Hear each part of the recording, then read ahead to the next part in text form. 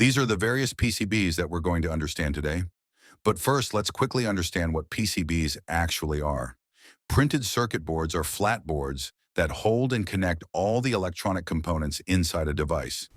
They're made from an insulating-based material, usually fiberglass, with thin copper pathways printed or etched on top.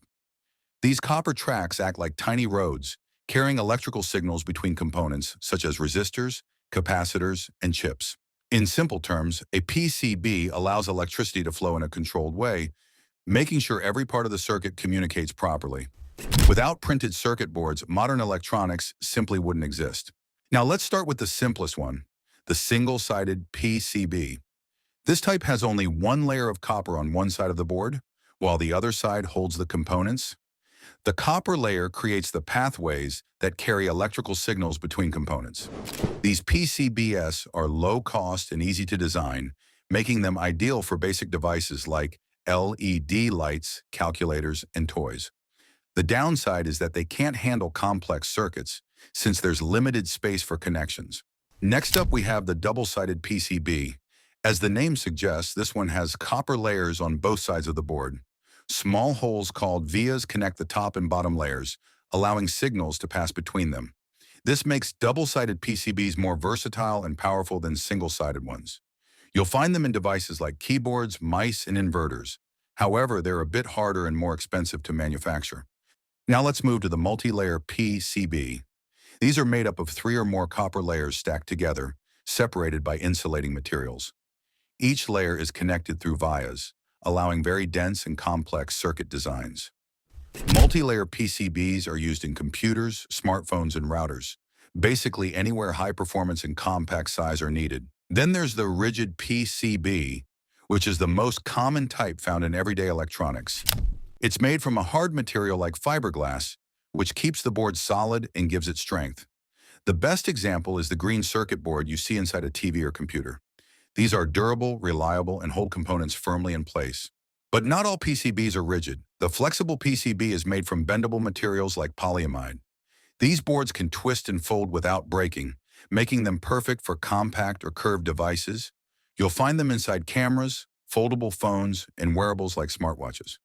While they save space and reduce weight, they're also more expensive and tricky to assemble.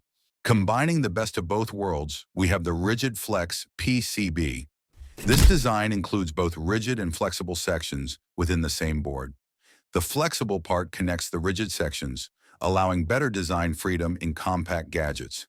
You'll see these in aerospace equipment, medical devices, and high-end smartphones. They're durable and efficient, but also among the most costly to manufacture. Next is the Metal Core PCB, or MCPCB.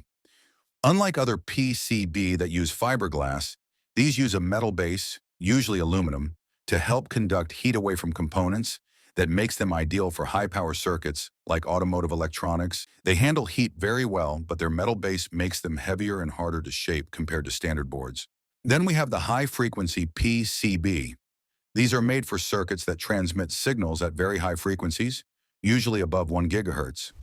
To work efficiently at these speeds, they use special materials that minimize signal loss. You'll find them in communication systems, radar equipment, and wireless devices. These PCBs are highly precise and reliable, but they also require advanced manufacturing techniques. Now let's talk about the HDI PCB, which stands for High Density Interconnect. This is one of the most advanced types used today. It has extremely fine tracks, tiny holes, and multiple layers packed into a very small space. That's why they're used in smartphones, tablets, and modern laptops, where performance and miniaturization matter. They're compact and powerful, though their manufacturing process is quite expensive and complex.